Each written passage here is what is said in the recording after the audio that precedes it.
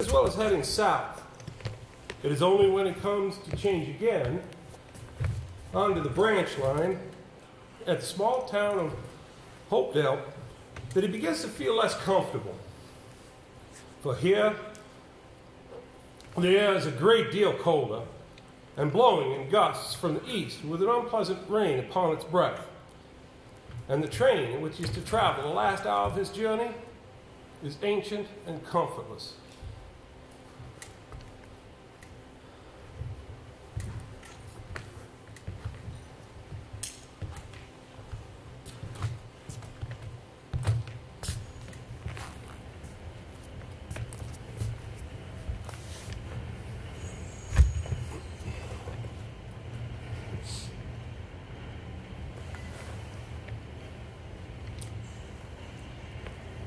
It's a poor night. It seems I've exchanged one kind of poor weather for another. I left New Orleans in the grip of an appalling fog. Up here it seems cold enough to snow. It's not snow. The rain will blow itself out. Or excuse me, the wind will blow itself out and take the rain off by morning. I'm glad to hear. But if you think you've escaped the fog by coming up here, you got nothing coming. We get bad frets in this part of the house, or the area. Frets? Right. Frets, sea mists. Yep, they roll in from the Gulf to the land across the marshes. 1 minute it's clear as a June day. Next, terrible. But like I said, if you're gonna stay at Griffin, you won't see the worst of it. I stay there tonight at the Gifford Arms. I do expect to see something in the marshes later, though.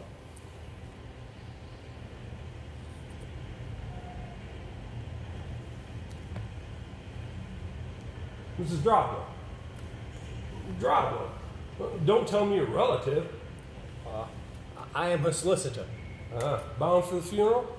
I am. You're about the only one that is. I gather she was something of a recluse. No. That is sometimes the way with those ladies. They turn inwards, grow eccentric. Comes from living alone, I suppose. I dare say it does. Mr. Kipps. Arthur Kipps. Samuel Daly. And living in a place such as that, alone, becomes a great deal easier. Come. You're not going to start telling me strange tales at lonely houses. No, I'm not.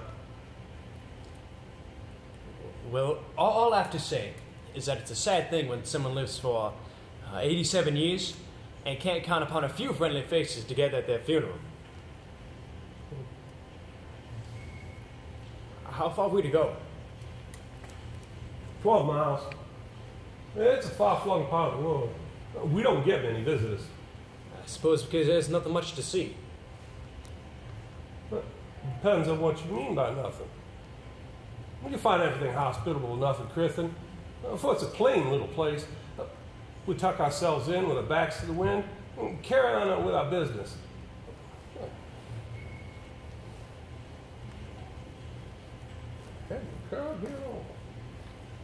Should you need anything?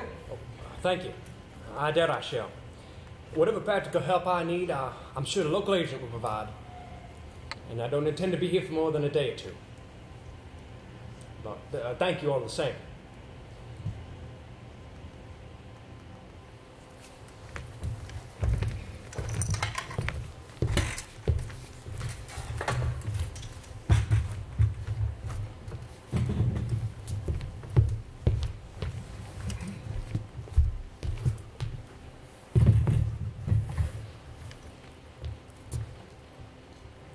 The Gifford Arms was as comfortable a hotel as I could have hoped to find.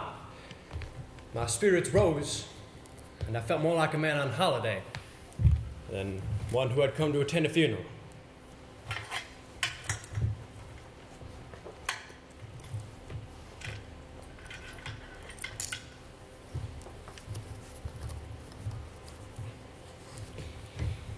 My dearest Stella,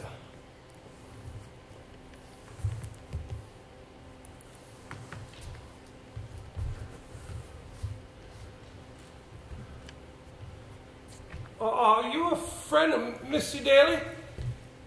No. None of my business. I just saw you get down from his car. I met him on the train. He was kind enough to bring me from the station. Yeah, Mr. Daly, he's a large landowner, buying up half the parish. In that case, I may be doing business with him before the year's out. I'm a solicitor, looking after the affairs of Mrs. Alice Durablo. Perhaps you heard of her?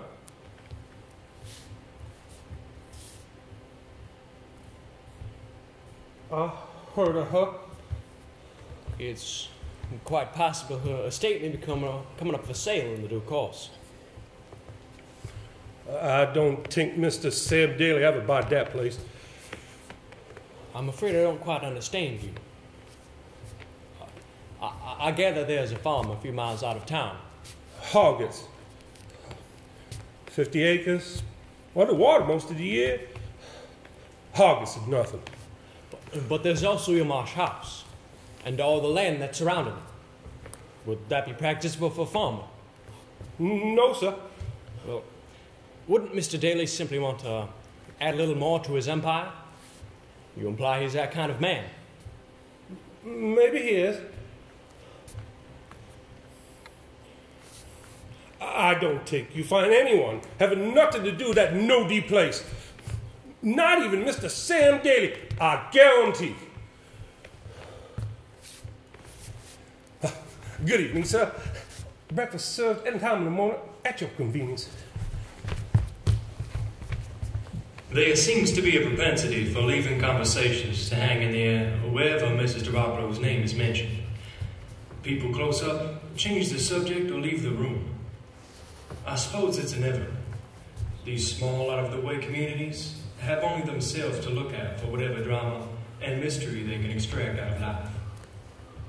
And I would not think it unfair to say that country people, particularly those who inhabit the remoter corners of our state, are rather more superstitious, more gullible, more slow-witted perhaps, certainly more unsophisticated than those of us who encounter the metropolitan experience every day. Doubtless in such a place as this, with its eerie marshes, sudden fogs, moaning winds, and lonely houses, any poor old woman might be looked at askance. Once upon a time, after all, she would have been branded as a witch.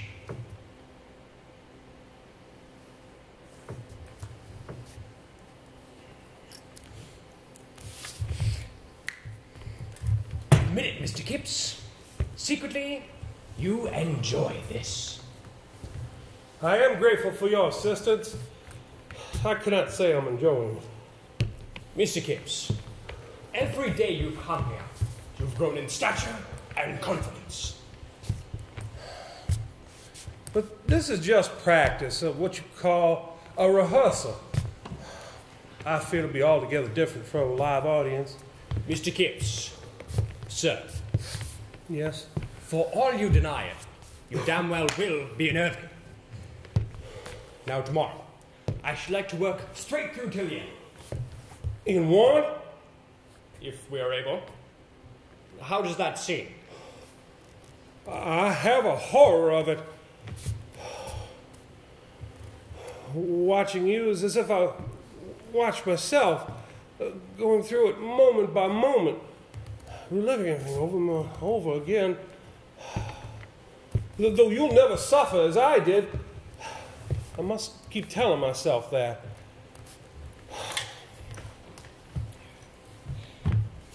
But never think I don't feel for you. I have a child myself. You do? A daughter. She is 4. And well and happy? I thank Providence. Love her. Take care of her.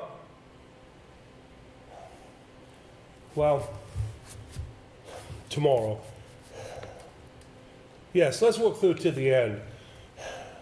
And all being well, tomorrow I shall have a surprise for you. Excellent. You have a theatrical's instincts, Mr. Kipps. If not, his enthusiasm. Till tomorrow, then.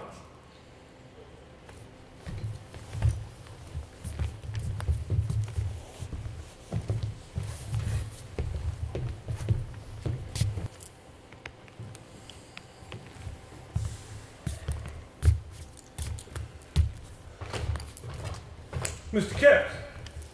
Yes? Mr. Jerome, your agent here. Yes, of course. How do you do? I trust you spent a comfortable night? I can't remember when I slept so well. Good, good. It's a sad business that brings you here. Yes. Of course, I never met Mrs. Dropper. No, of course. I don't mean to hurry you, Mr. Gibbs, but if we were to leave right now, we'd be just about right for town. Why, yes, of course.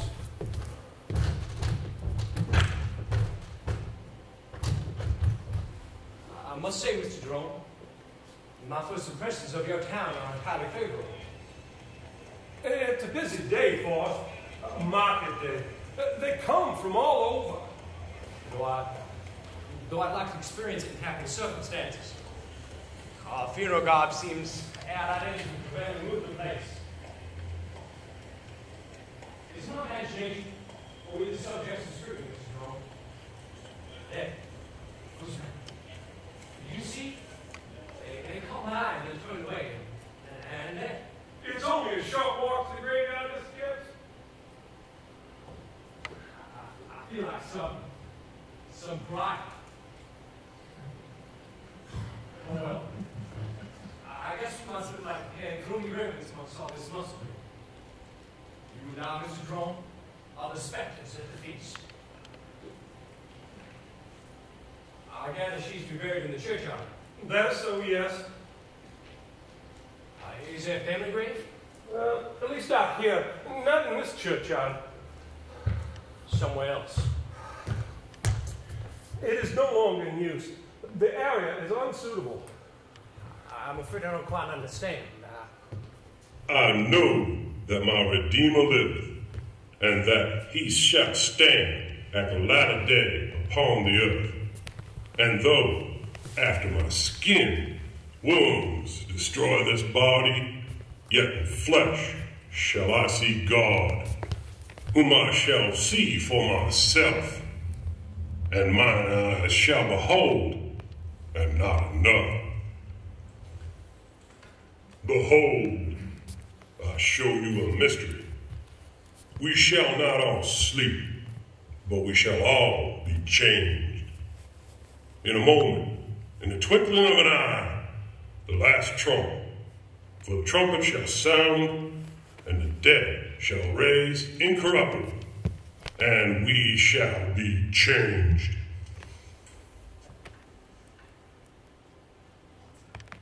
For this corruptible must put on incorruption, and this mortal shall have put on immortality.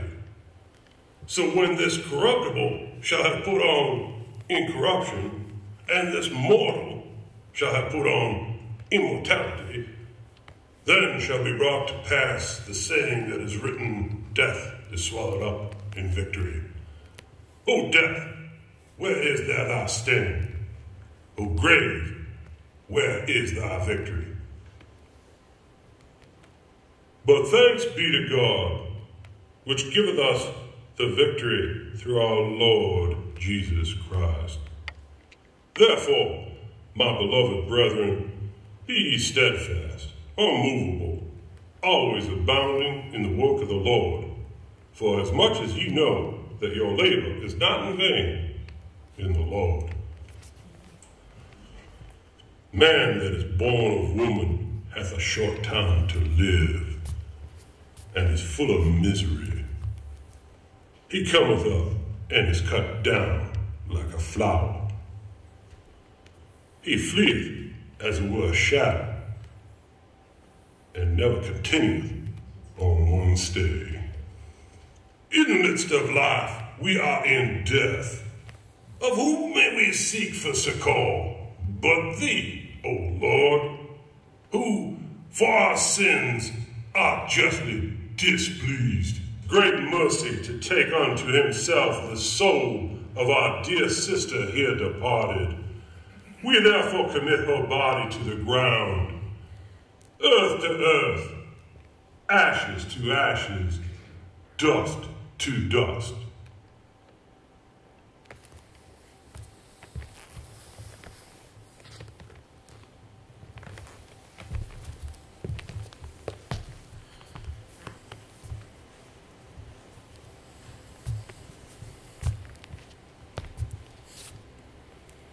A very poignant ceremony.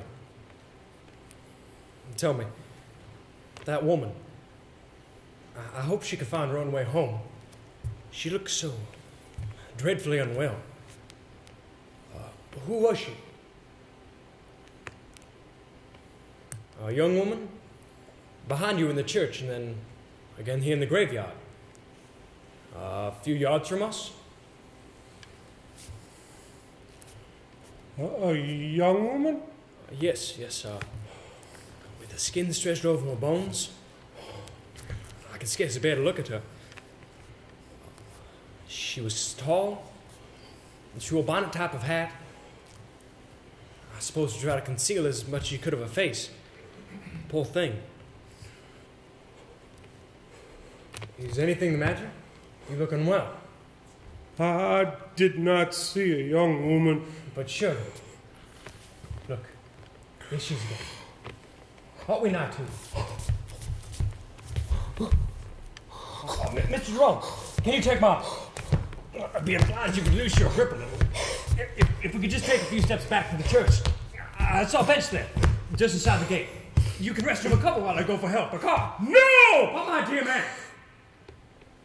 No. I apologize. I am so sorry. It was nothing. Passing faintness. It would be best if you would walk back with me to my offices on Penn Street, off the square. If you are sure. Quite sure. You quite scared me just now. I am so sorry. It was nothing at all. Very well. I gather you ought to take me over to your Marsh house. No! I shall not go there! You could cross over any time after 1 o'clock. Keckwick will come for you. I trust you have a key? You'll find Keckwick perfectly obliging. Good. Although not very communicative. Oh, I'm getting used to that. I'm sorry, Mr. Kipps. I have to stop. You said you had a surprise for me. I had no idea it would be that. No? It was the most remarkable coup de theatre I have ever experienced. No, really? I am devastated. Devastated! How did you manage it? Well, I worked hard, I suppose. As you said, tears and time. But from nowhere. Mr. Kipps, it was miraculous. How on earth did you set it about? Well, No, very well. I understand. One must appreciate the magic. One must not ask how the magic works. But I do appreciate it. I assure you, sir, I do. Quite remarkable and terrifying. well, you're very kind. And you, sir, are a true theatrical. Do we proceed? If you wish. And will there be more surprises? Well, I can't be altogether confident, but I will do my best.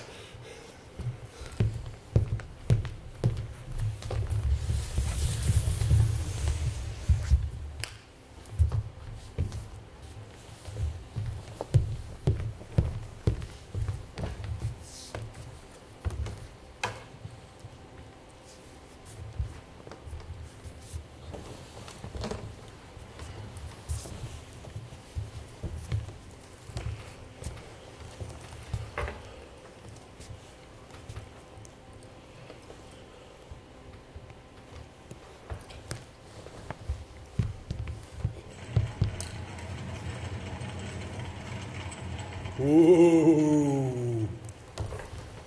Mr. Kept! Yes? You're not Keckwick by any chance, are you? Well, that's delightful.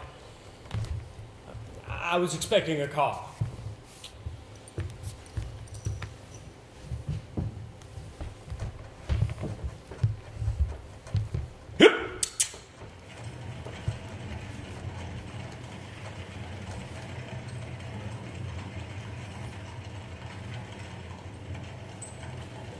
This is a remarkable corner of the world, Mr. Keckwick. Sky and only a strip of land.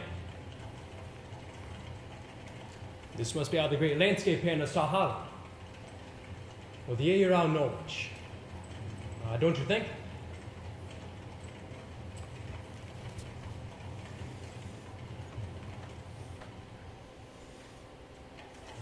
No clouds at all today.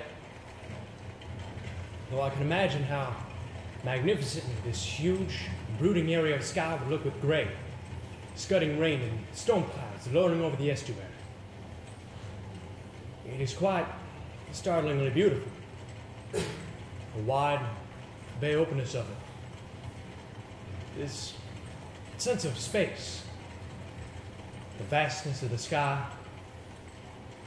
I would have traveled 1,000 miles to see this. I've never imagined such a place. And that, I take it, is an unlicensed causeway. Ahead, the water gleamed like metal, lying shallowly over the sand. A narrow track led directly forwards, and I saw how, when the tide came in, it would quickly be submerged and untraceable. Then, I looked up, ahead, and saw as if from rising out of the water itself, a tall, gaunt house of grey stone with a slate roof. Ooh.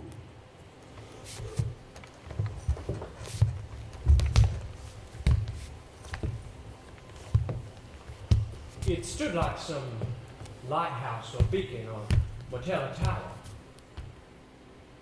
The most astonishingly situated house I'd ever seen, or could ever conceivably have imagined. Isolated, uncompromising, but also, I thought, handsome. For a moment or two, I simply sat, looking about me in amazement. I felt a strange sensation, an excitement mingled with alarm. But I was not afraid. Of what could I be afraid of in this rare and beautiful spot? The wind? Marsh birds crying, reeds in shallow water.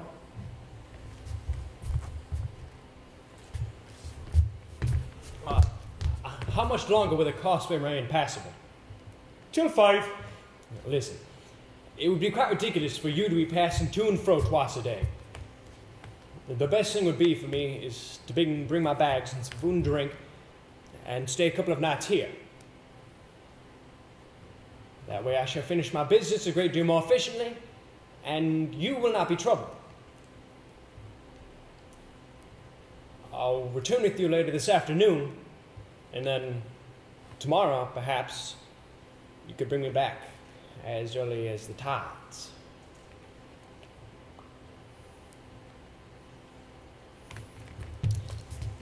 Or perhaps you'd prefer to wait here for me now. I shall be a couple of hours, though. Here! You know what suits you best.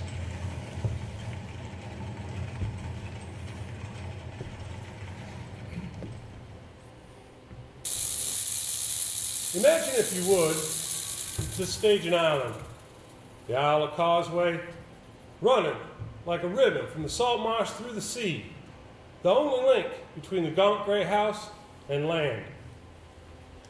Imagine Arthur Kipps alone there now, a tiny figure, lost in the immensity and vastness of marsh and sky, dwarfed by the house, alone amid that mysterious shimmering beauty. He feels the key in his pocket, but he does not go inside.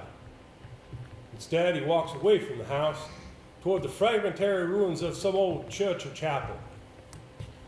To the west, on his right hand, The sun is already beginning to slip down in a great wintry red golden ball. To the east, sea and sky darken slightly to a uniform leaden gray. Imagine now a burial ground.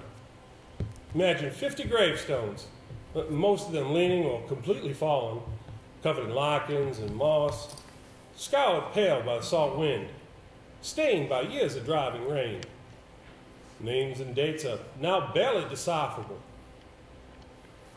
Imagine him grown conscious of the cold, the bleakness and eeriness of the spot, decides to leave, to go back to the house, to switch out a good many lights, to light a fire.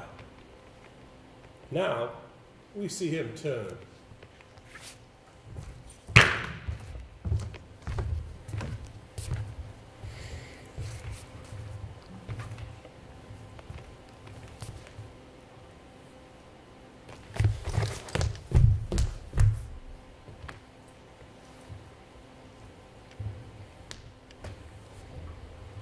Beyond the wall, the grass gave way within a yard or two to sand and shallow water.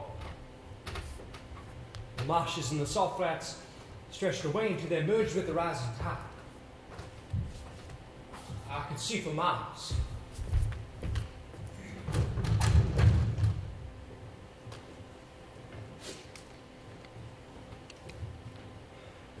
There was no sign at all of the woman in black, nor any place in which she could have concealed herself. I did not believe in ghosts.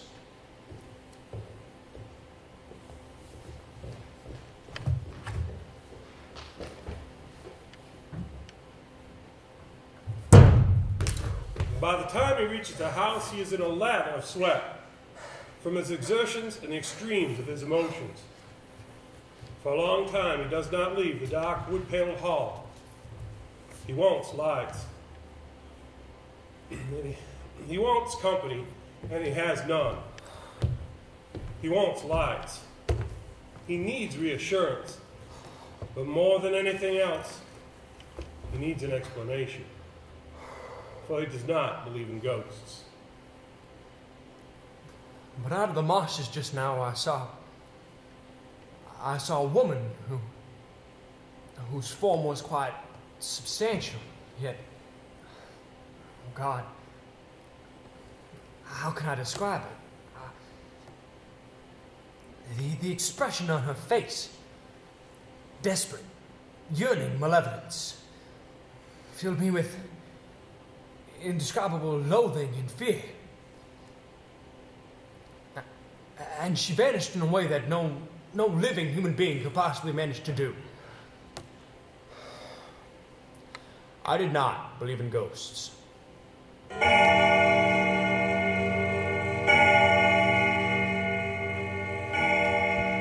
What other explanation is there? Hall, staircase, kitchen, scullery, drawing room, sitting room, dining room, study. Nothing unpleasant. No shades of Miss Havisham. No rubbish piled in corners. No half-starved cats or dogs. A musty, damp, sweet, sour smell there is, but is that remarkable? And how situated is this? Furniture. Good, dark, old-fashioned. Books. Pictures. Bureau. Bureau. Desks. Writing tables. Bureau. Papers. Papers in bundles. Papers in boxes. Letters. Receipts. Legal documents. Notebooks. Papers. All of which you must examine. A huge task, and one that there is little point in starting now, for it is too late, and he is too unnerved.